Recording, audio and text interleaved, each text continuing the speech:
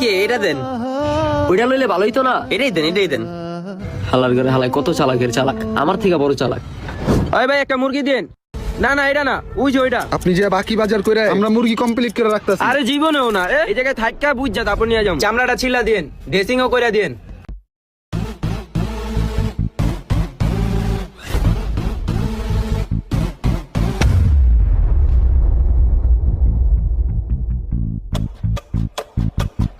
নেন এই ল।